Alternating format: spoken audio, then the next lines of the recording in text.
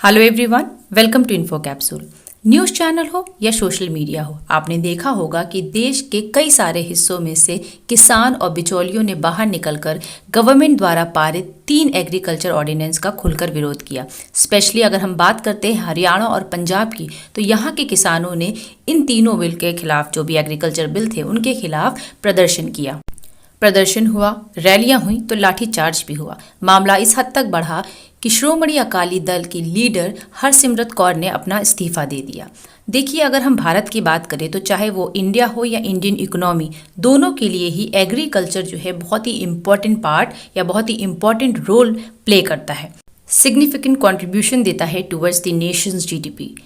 3 agriculture bill जो government ने one nation one market के अंतर्गत पारित किए थे, उसका किसान, बिचौलिए, उनके साथ साथ पंजाब सरकार यानी कि आप कह सकते हैं कांग्रेस सरकार ने खुलकर विरोध किया था। पंजाब सरकार ने हाल ही में 4 ऑर्डिनेंस पास किए हैं, जिसमें से 3 सीधे सीधे एग्रीकल्चर से रिलेटेड हैं, लेकिन एक उनका खुद का ऐड किया हुआ ऑर्डिनेंस है। तो चलिए जानते हैं इन ऑर्डिनेंस के बारे में। लेकिन इन ऑर्डिनेंस को पढ़ने से पहले हम आपको बता दें कि सेंटर द्वारा पास किए गए 3 एग्रीकल्चर बिल को अच्छे से समझने के लिए आप हमारे प्रीवियस वीडियो को देख सकते हैं। तो चलिए इस वीडियो में हम बात करते हैं कि पंजाब सरकार ने कौन से 4 ऑर्डिनेंस पास किए हैं।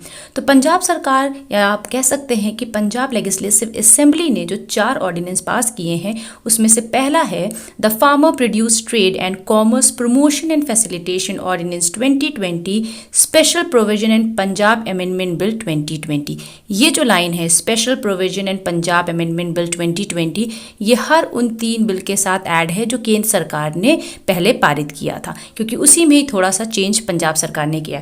तो फिलहाल जो पहला वाला बिल है उसमें क्या था कि केंद्र सरकार ने कहा था कि जो भी किसान है वो अपना जो भी प्रोड्यूस होगा उसे सरकारी मंडी यानी एपीएमसी के तहत जो मंडियां आती हैं उसमें, या फिर बाहर किसी प्राइवेट मंडी में भी बेच सकता है। लेकिन पंजाब सरकार का कहना है कि जो भी प्राइवेट मंडी स्टेट में आएंगी उनको पंजाब सरकार को एक टैक्स देना होगा, और जो भी धनराशि टैक्स से इकट्ठा होगी, जमा होगी, वो फार्मर्स वेलफेयर में लगाएंगे। इसके अलावा पंजाब सरकार ने ये भी कहा है कि अगर कोई भी बायर एमएसपी के नीचे किसान को अगर कोई धनराशि या एमएसपी के नीचे प्राइस देता है तो उसे 3 साल की जेल या फिर फाइन भी हो सकता है।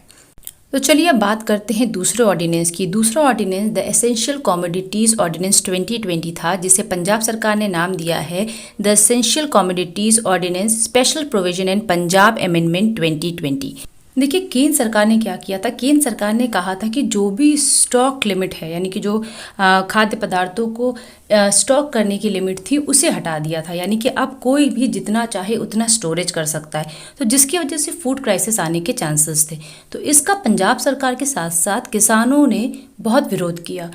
इसके साथ ही साथ जो स्पेशल कमोडिटीज़ थी उसमें से पल्सेस, ऑयल, अनियन, वीट, इनको हटा दिया गया।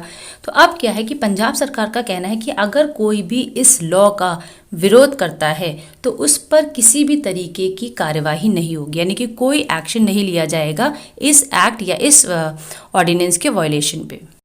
तीसरा ऑर्डिनेंस है the farmers agreement on price assurance and farm service ordinance 2020, जिसमें आप ये लाइन ऐड कर दीजिएगा, special provision and Punjab amendment bill 2020। तो ये आपका पंजाब के द्वारा जो ऑर्डिनेंस लाया गया है उसका नाम हो जाएगा। तो इसमें क्या था कि इसमें बात करी थी केंद्र सरकार ने कॉन्ट्रैक्ट फार्मिंग की। तो कॉन्ट्रैक्ट फार्मिंग के थ्रू फार्मर्स के लिए बहुत काफ़ी अच्छा ये ऑर्डिनेंस था। तो इसमें क्या था कि फार्मर कॉन्ट्रैक्ट बेसिस पे फार्मिंग कर लेगा, यानी अगर वो किसी प्राइवेट कंपनी से टाई अप कर लेगा तो जो कंपनी चाहेगी वो उससे वो प्रोड्यूस कराएगी और फार्मर को उसके अच्छी राशि मिलेगी। लेकिन इस पे फार्मर्स ने थोड़ा डिसअपॉइंटमेंट दिखाया। उन्हें लगा कि जो उनका एमएसपी है, यानी जो आप बोल सकते हैं कि जो उनका इंसेंटिव है, वो उन्हें कहीं ना कहीं खत्म होता या छिनता हुआ नजर आया। फिलहाल केंद्र सरकार के इस लॉ पर पंजाब सरकार ने थोड़ा सा अपना चेंज किया है। उनके अकॉर्डिंग अगर कोई भी किसान कॉन्ट्रैक्ट फार्मिंग करता है तो, और अगर कोई भी कंपनी उसे एमएसपी के नीचे प्राइस देती है, यानी एमएसपी का जो फिक्स दाम है अगर उसके नीचे प्राइस देती है तो उन्हें 3 साल की जेल हो जाएगी।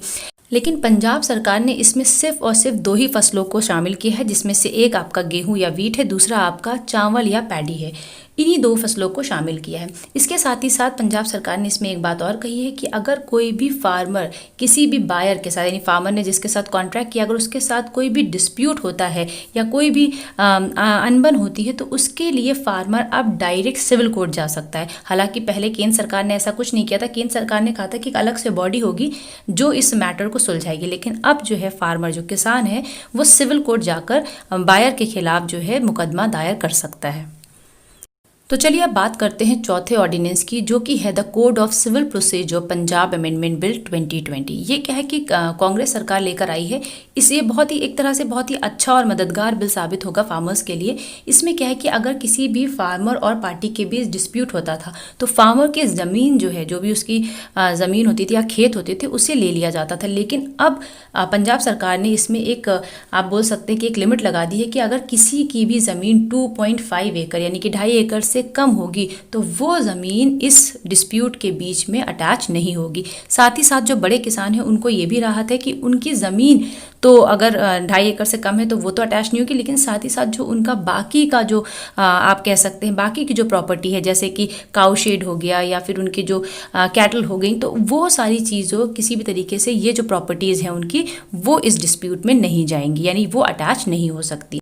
तो फिलहाल यहाँ पर देखने की बात यह कि पंजाब सरकार ने तो ये बिल पास कर दी है, लेकिन गवर्नर और प्रेसिडेंट इस बिल पर क्या कहते हैं, क्या उनकी मंजूरी इसे मिलेगी। देखिए यहाँ आपको एक बात बता दें कि ये जो भी एग्रीकल्चर बिल होते हैं, इसमें दोनों, या चाहे वो स्टेट हो या फिर यूनियन गवर्नमेंट हो, दोनों ही आप कह सकते हैं कि फैसला सुना सकते हैं या अपने अपने बिल पास कर सकते हैं। लेकिन इनको मंजूरी तभी मिलेगी जब गवर्नर या फिर प्रेसिडेंट, जो दोनों इनमें से कोई भी एक अगर इस बिल को पास कर देता है, अप्रूव कर देता है।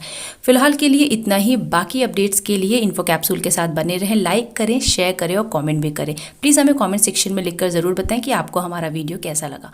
Thank you for watching.